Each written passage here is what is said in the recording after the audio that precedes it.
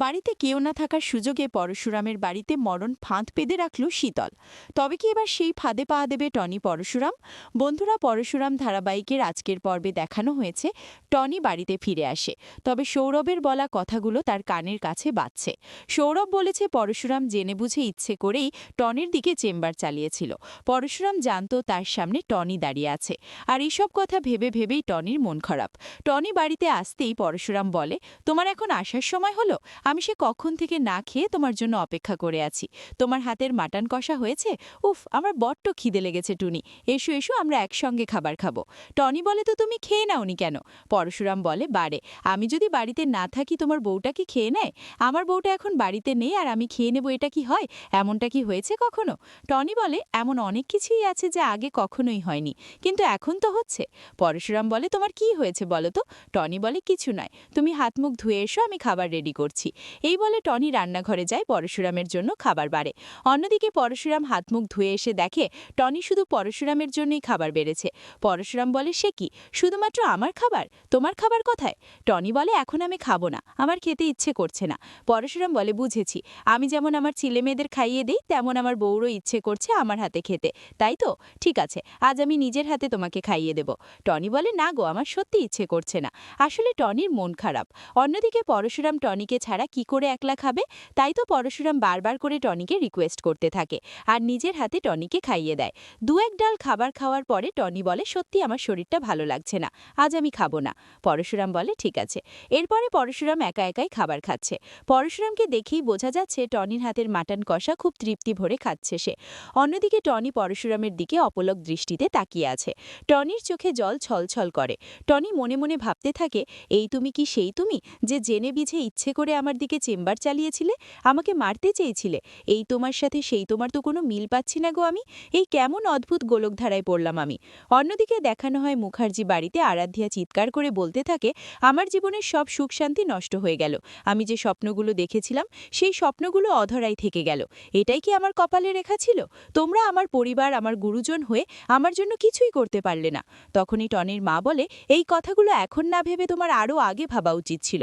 যখন তুমি বিয়ে করতে যাচ্ছিলে, টনি, নন্দিনী, সেই সাথে পরিবারের সবাই তোমাকে বুঝিয়েছিল কাবিরের মতন ছেলেকে বিয়ে না করতে।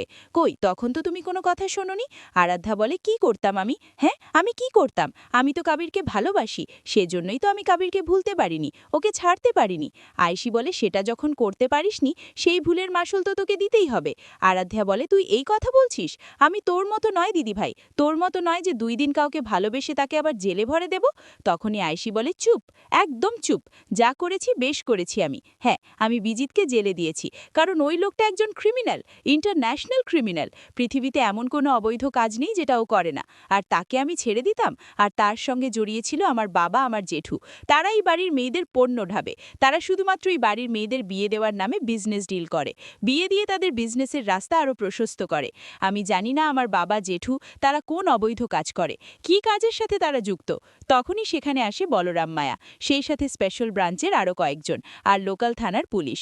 বলরাম মুখার্জি বাড়ির সদর দরজায় দাঁড়িয়ে বলে, আমি জানি ওনারা কি কাজ করেন। বলরামদের দেখে মুখার্জি বাড়ির সবাই অবাক হয়ে যায়। বলরাম সামনে এগিয়ে এসে বলে, আমরা আপনাদের বাড়িটা সার্চ করতে এসেছি, আমাদের কাছে সার্চ ওয়ারেন্ট আছে। এটা শুনে মুখার্জি বাড়ির সবাই বলে, কি বলছেন, এটা আমাদের বাড়ি? বলরাম বলে, কিছু করার নেই, ওপর থেকে অর্ডার এসেছে, আর আমাদেরকে আমাদের অর্ডার মানতেই হবে। তখনই আয়েশির মা বলে, ঠিক আছে, আমি পরশুরামকে কল করছি। বলরাম বলে, কোনো লাভ নেই, কারণ পরশুরামই আমাদের এখানে পাঠিয়েছে। এটা শুনে মুখার্জি বাড়ির সবাই আরও বেশি অবাক হয়ে যায়। বাবিন বলরামের পথে বাধা হয়ে দাঁড়ায়। বাবিন বলে, আমি কিছুতেই আপনাকে আমাদের বাড়িটা সার্চ করতে দেব না। এটা বাড়ি, বাড়ি মন্দিরের মতো হয়, এখানে কোনো ক্রাইম হয় না। তাছাড়া এই বাড়িতে মেয়েদের অনেকগুলো ঘর আছে, সেই ঘরগুলোতে কিছুতেই আপনারা যেতে পারেন না। তখনই বলরাম বলে, আমরা তো সার্চ করবই, তবে হ্যাঁ, কথা দিচ্ছি, আমরা শালীনতা বজায় রেখেই সবটা করব। কি বলুন তো, আপনাদের বাড়িতে যেমন মেয়ে আছে ঠিক তেমনই আমাদের বাড়িতেও মেয়ে আছে, আমাদেরও পরিবার আছে। তবে আমাদের পরিবারের লোকেরা ক্রিমিনাল ধরে, আর আপনাদের পরিবারের লোকেরা ক্রিমিনাল। দেখুন, আপনারা সার্চ করে দিবেন কিনা বলুন। তখনই টটিনির মা বলে, হ্যাঁ যান। এটা শুনে বাকিরা বলে, কি বলছো তুমি, ওনাদেরকে অ্যালাউ কি করে করছো? টনির মা বলে, তাছাড়া আর কি করব, তাছাড়া কি বা করার আছে আমাদের? বলরাম বলে, আপনারা চিন্তা করবেন না, আমরা শালীনতা বজায় রেখেই সবটা করব। মায়া, তুমি মেয়েদের ঘর সার্চ করবে, আর আমি বাকিটা সামলে নেব। এই বলে বলরাম মায়া বাকি ঘরগুলো সার্চ করতে যায়। অন্যদিকে টটিনিদের বাড়িতে এক একজন লোক আসে। বাড়িতে কেউ না থাকার সুযোগে সেই লোকটা রান্নাঘরে যায়, গ্যাসের লাইন লিক করে দেয়, সেই সাথে চিনি দুধের সঙ্গে মেডিসিন মিশিয়ে দেয়। আর অন্যদিকে পরশুরামের ঘরের খাটের নিচে কিছু একটা রাখে। হতে পারে এটাই হয়তো পরশুরাম টটিনির জন্য মরণ ভাত। লোকটি তার কাজ সেরে ওখান থেকে চলে যায় আর ফোন করে কাউকে জানিয়ে দেয় সব কাজ হয়েছে। এদিকে দেখানো হয় মুখার্জি বাড়িতে এসেছেন লহরী ম্যাম। লহরী ম্যাম বলরামকে বলে, আপনি এটা কি করে করতে পারেন? দেখুন, আমি মানছি এই বাড়ির লোকেরা ক্রিমিনাল, তারা এখন জেলে আছে, তাই বলে বাড়িতে কি তারা কিছু রেখেছে? আপনি এইভাবে এসে মেয়েদের উত্ত্যক্ত করছেন, বাড়িতে সার্চ করছেন। বলরাম বলে, দেখুন, আমাদের যেটা ডিউটি সেটা আমাদের করতেই হবে, এতে যদি আপনার খারাপ লাগে তো আমাদের কিছু করার নেই। লহরী ম্যাম বলেন, আপনি ভীষণ রুড মিস্টার দেব। বলরাম বলে, আপনার সেটা মনে হতেই পারে, তবে আমার কিছু করার নেই। তখনই আয়েশি বলে, আমার মনে হয় ওনারা যেটা করেছেন ঠিকই করেছেন। এটা শুনে আরাধ্যা বলে, দিদিভাই তোর কি হয়েছে রে? হ্যাঁ, আমি জানি তুই এখন ছোট দিদিভাই বর্দি দিদিভাইয়ের দলে নাম লিখেছিস, কিন্তু তাই বলে তুই এই পরিবারের এই বিষয়টাও অ্যালাউ করছিস কি করে? ওনারা আমাদের বাড়িতে এসে সার্চ করছেন। তখনই আয়েশি বলে, কারণ এই বাড়ির লোকেরা ক্রিমিনাল, এটা প্রমাণ হয়েছে, আর যারা ক্রিমিনাল তারা বাড়িতেও কিছু রাখতেই পারে, সেজন্যই ওনারা এসেছেন। যদিও আমি জানি না আর কোথায় কোথায় ওনারা সার্চ করতে গেছেন। তখনই বলরাম জানায়, মুখার্জিদের যত ফার্ম হাউস আছে, যত অফিস কলকারখানা আছে, সব কিছু রেডি করা হয়েছে। আর এটা শুনে সবাই অবাক হয়ে যায়। অন্যদিকে বলরাম মায়াকে বলে, মায়া, সৌরভ কি আজ ডিউটিতে এসেছে? মায়া জানায়, না, সৌরভ দুদিন হলো ডিউটিতে আসছে না।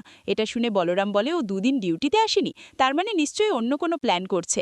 আসলে সৌরভকে নিয়ে বলরাম বেশ জ্বালায় আছে। সৌরভ এ স্পেশাল ব্রাঞ্চের একজন, আইনের রক্ষক হয়ে বেআইনি কাজে জড়িয়ে গেছে, শুধুমাত্র অর্থের লোভে। অন্যদিকে দেখানো হয় কর্ণ চ্যাটার্জি জেলে বসে শীতলের সাথে কথা বলছে। কর্ণ চ্যাটার্জি শীতলকে বলছে, যে করেই হোক আমাকে দোল খেলার পরে বের করো। শীতল বলে, কোনো চিন্তা করবেন না, আপনাকে দোল খেলার আগেই বের করা হবে, অলরেডি সেই কাজ হয়ে গেছে। যেটা শুনে কর্ণ চ্যাটার্জি অবাক হয়ে যায়। আগামী পর্বে দেখানো হবে তটিনী পরশুরামের জন্য খাবার গরম করতে রান্নাঘরের দিকে এগিয়ে যাচ্ছে। টনি রান্নাঘরে ঢুকেই গ্যাসের অদ্ভুত গন্ধ পায়। অন্যদিকে পরশুরামও বলে, কিসের একটা অদ্ভুত গন্ধ পাচ্ছি টটিনী? বলে, আমিও পাচ্ছি জানো। এই বলে টনি দিশলাই হাতে নেয়। তো বন্ধুরা, বুঝতেই পারছো, টনি যদি দিশলাই জ্বালায় তো কত বড় একটা মারাত্মক ঘটনা ঘটতে চলেছে। এই দুর্ঘটনা এড়াতে সঠিক সময় পরশুরাম কি টনিকে বাধা দিতে পারবে, নাকি তাদের জীবনে সেই চরম দুর্ঘটনা ঘটেই যাবে? কি হতে চলেছে পরশুরাম ধারাবাহিকে? পরশুরাম ধারাবাহিকের সকল আপডেট পেতে আমাদের সাথেই থেকো। ধন্যবাদ।